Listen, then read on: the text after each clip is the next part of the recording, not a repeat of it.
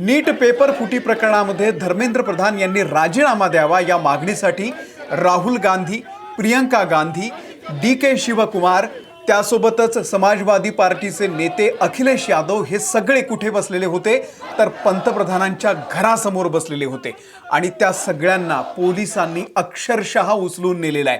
इतके भयानक दृश्य आहेत, म्हणजे त्याचे फोटो सध्या सोशल मीडियावरती व्हायरल होत आहेत, तुम्ही बघितले असतील तर। देशातला विरोधी गट अशा एकवटून सरकारच्या विरोधात उभा राहिल्यानंतर काय होतं तर सरकारचे जी खुर्ची आहे ती हलायला लागते आणि मग त्या ठिकाणी अशी दडपशाही सुरू होते। अत्यंत शांततेच्या मार्गाने पंतप्रधानांच्या घराच्या बाहेर हे सगळे विरोधक जे आहे ते आंदोलनाला बसलेले होते, पण पोलिसांनी या सगळ्यांना उचलून गाडीमध्ये घातलं। राहुल गांधी हे यायला तयार नव्हते, ते त्या ठिकाणी घोषणा देत होते आणि तरी सुद्धा त्यांना अक्षरशः पोलिसांनी उचलून गाडीमध्ये टाकलेला आहे।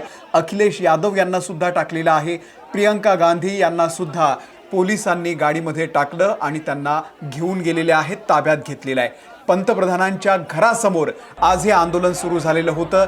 जवळपास 3.5 तास पंतप्रधानांच्या घरासमोर, पंतप्रधान नरेंद्र मोदी यांच्या घरासमोर हे सगळे लोक, राहुल गांधी, कर्नाटकचे मुख्यमंत्री DK शिवकुमार असतील, प्रियंका गांधी असतील, KC वेणुगोपाल असतील, त्यासोबतच समाजवादी पार्टीचे जे नेते आहेत अखिलेश यादव ते असतील, सगळेच जे काही विरोधक सध्या दिल्लीमध्ये होते त्या सगळ्यांनी या आंदोलनामध्ये सहभाग घेतलेला होता। तिथे जोरदार घोषणाबाजी सुरू होती आणि कशासाठी तर आपल्याला माहिती आहे 2 दिवसांपासून दिल्लीमध्ये सगळे देशभरातले युवक त्या ठिकाणी एकवटलेले आहेत। लाखोंचा जनसागर काल रस्त्यावरती होता आणि त्या सगळ्यांना दडपण्याचं काम दिल्ली पोलिसांनी केलं, सरकारने केलेलं आहे आणि त्यामुळे त्याच्या विरोधामध्ये आज हे सगळे विरोधक एकवटलेले आहेत आणि या आंदोलनाला त्यांनी पाठिंबा दिलेला आहे। आणि म्हणून एकीकडे आपण बघतोय की अभिजित दिपके यांच्या भेटीसाठी शरद पवार पोहोचले, तिथे आंदोलन सुरू आहे जंतर मंतरवरती, आणि दुसरीकडे आज राहुल गांधी यांनी थेट पंतप्रधान नरेंद्र मोदी यांचं घर गाठलं। घराच्या बाजूला त्यांनी एका ठिकाणी सुरक्षित जागा घेतली, त्या ठिकाणी सगळे आंदोलनकर्ते आले आणि सरकारच्या विरोधात घोषणाबाजी देत होते।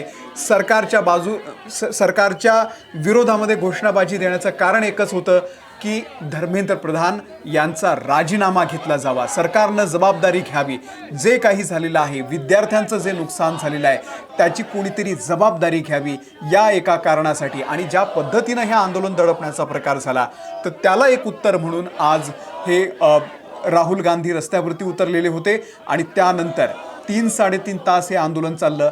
सरकारचे प्रतिनिधी म्हणून जितेंद्र सिंग सुद्धा त्या ठिकाणी पोहोचले, त्यांनीही या आंदोलनकर्त्यांशी म्हणजे राहुल गांधी यांच्याशी संवाद साधला, त्यांच्याकडून त्यांच्या मागण्या काय नेमक्या समजून घेतल्या आणि त्यानंतर ते निघून गेले।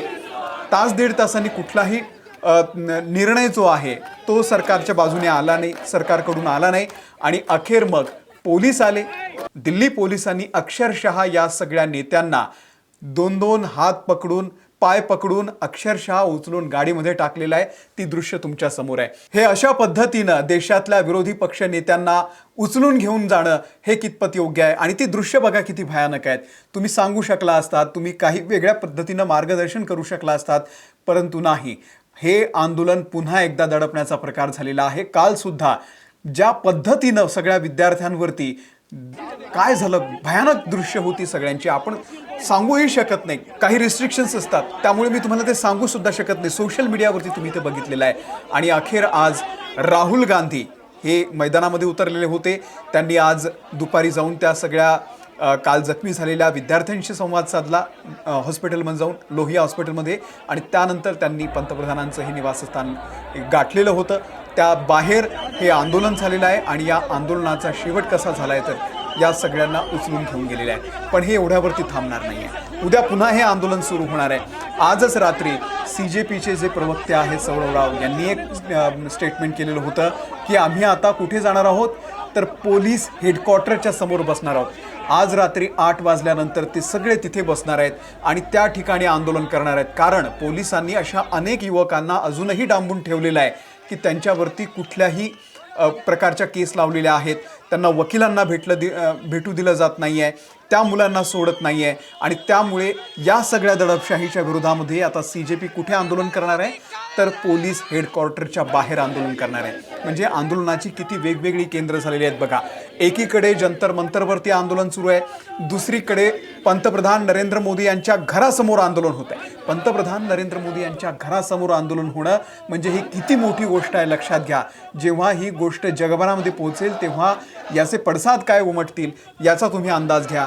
आणि त्यानंतर आता पोलीस हेडक्वार्टर दिल्लीमधलं ज्या ठिकाणी या सगळ्या विद्यार्थ्यांना डांबून ठेवलेलं आहे त्याच्यासमोर CJPचं हे आंदोलन होणार आहे. त्यामुळे हे आंदोलन आता कुठल्याही पद्धतीनं थांबणार नाही आहे. आता उद्या शिवसेनेचे नेते, शिवसेना उद्धव बाळासाहेब ठाकरे पक्षाचे नेते त्या ठिकाणी पोहोचणार आहेत. उद्धव ठाकरे स्वतः या आंदोलनामध्ये सहभागी होणार आहेत. त्यासोबतच शरद पवार यांनी सुद्धा सांगितलेलं आहे की आमचा तुम्हाला फुल सपोर्ट आहे. आणि देशभरामधून या सगळ्या आंदोलनकर्त्यांना आता या ठिकाणी पाठिंबा मिळतोय. आणि राहुल गांधी हे सुद्धा आता पुन्हा एकदा या आंदोलनामध्ये ॲक्टिव्ह झालेले आहेत. गेले 24 दिवस सातत्यानं हे विचारलं जात होतं की राहुल गांधी या आंदोलनात का नाही आहे, राहुल गांधी याविषयी का बोलत नाही आहे. तर अखेर राहुल गांधी यांनी या आंदोलनामध्ये सहभाग घेतलेला आहे आणि अशा पद्धतीनं सहभाग घेतलेला आहे की आज दिल्ली अक्षरशः हलवून सोडलेली आहे. केंद्रीय शिक्षण मंत्री धर्मेंद्र प्रधान यांचा राजीनामा व्हायलाच पाहिजे या एका मागणीसाठी आता हे सगळे नेते एकवटलेले आहेत. आणि उद्या नेमकं काय घडतं ते पाहावं लागेल. उद्या देखील दिल्लीमध्ये एक मोठं आंदोलन पेटणार आहे आणि ही जे आंदोलन आहे ते आता इतक्यात शांत होईल अशी सध्याची परिस्थिती नाही आहे. बघूयात येत्या काळामध्ये नेमकं काय घडतंय. तुम्हाला या सगळ्याबद्दल काय वाटतंय? ज्या पद्धतीनं विरोधकांचं हे आंदोलन दडपलं जात आहे, सामान्य विद्यार्थ्यांचा आवाज दाबला जातोय, त्यांच्यावरती अशा निर्घृणपणे लाठी हल्ला केला जातोय, पोलीस अक्षरशः त्यांना लोळून मारतायत, याबद्दल तुमचं नेमकं काय म्हणणं आहे आम्हाला खाली कमेंट बॉक्समध्ये नक्की सांगा. हा व्हिडिओ तुम्ही जास्तीत जास्त लोकांसोबत शेअर करा.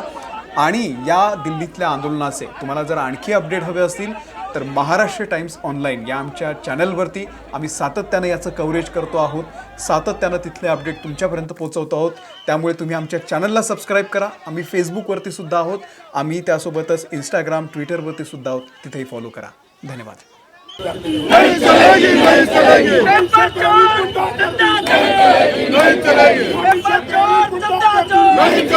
नहीं चलेगी.